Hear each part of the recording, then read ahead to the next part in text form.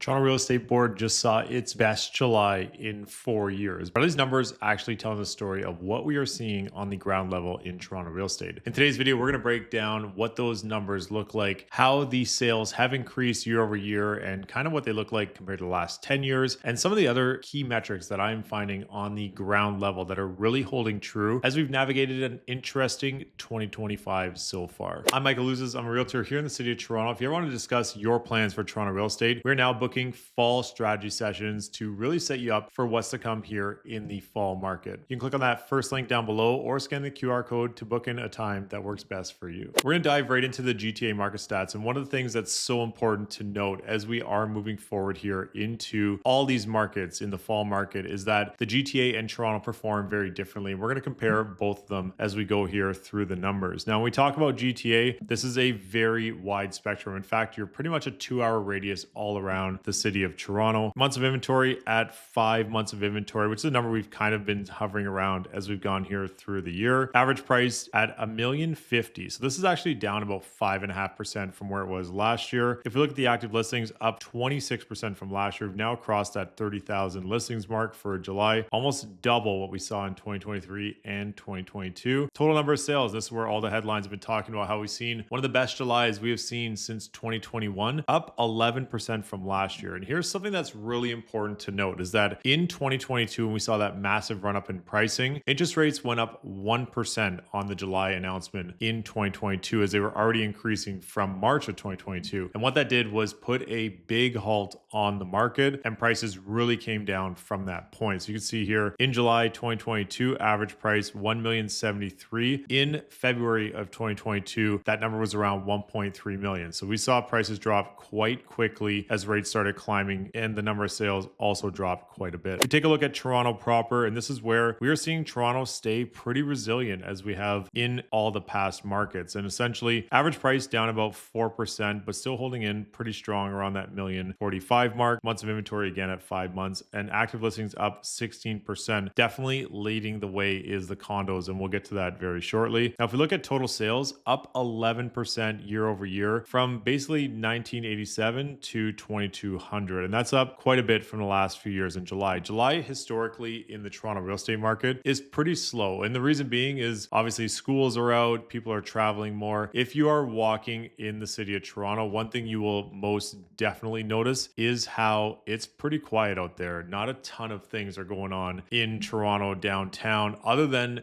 events. Jays are really hot right now. Lots of great concerts. Weekend was just in town. Coldplay's been here. There's been some really great activities, but other than that, I would say the city's been relatively quiet, which it always is going in through August. Now, if we take a look at the monthly sales data, and this is where we can really see kind of that year trend. And essentially, months of inventory was around 4.3 last year, up to around 5 this year. That average price was over 1.1 last year and at $1,050,000 this year. This is actually the lowest average price we've seen other than January 2025 in the last full year. And this is something that when we take a look at this data, this is really important to note is that's the lowest average price in one full year other than January, which is typically a very slow month, and it's even lower than December as a whole. With those active listings, we're at over 30,000 3 months in a row. So that's important to watch as we go forward. And we've been holding pretty steady in and around that 6,100 sales mark last month, and the month before we're at 6,200 as well over basically January through April. One important caveat to note, and this is really important, is that these are all relatively slow months of real estate compared to what we've seen in the past, especially comparing to 2021. I really like this chart because it does show where things were and where things were with the peak relative to interest rates in blue, pricing in red. Overall, we've been just hovering right across the board. And this is quite the drop here we've seen the last 3 months for pricing. Now, this is average pricing, greater Toronto area wide, and we will get to Toronto specifically in a second. And rates have been holding steady here for 5 months in a row. One of the things that I have seen as rates hold steady is once we start to see that stability in interest rates, and of course, there's a lot lot of talks outside of real estate that are going on between Canada and the USA right now. We're still working on those tariffs. Essentially, we start to see prices start to increase the more rates start to stay stable. So that'll be interesting as we go forward. If we get stabilized rates, if we get a little more certainty in the world, in the economic space, what that's going to look like for pricing moving forward will remain to be seen. Drop a comment down below if you think that will play a factor as we move forward, especially as most of the banks have been recalling their employees back to work. 60,000 people recalled back to the city of Toronto starting in September, October, and November. Let's talk specifically about the property types in the city of Toronto. If we take a look at detached market, what we've seen throughout the year, and we'll continue doing this as we go through 2025. Months of inventory was around 4.13 in January. We're on that mark here in July. Average price 1,579 in January, 1,572 in July. So as you can see here, the average price definitely went up February, March, and April. Even May and was holding pretty steady. And then as we got into June and July, we've seen those prices come down. Now, what does attribute to this is that a lot of the best product typically goes on the market between February into May.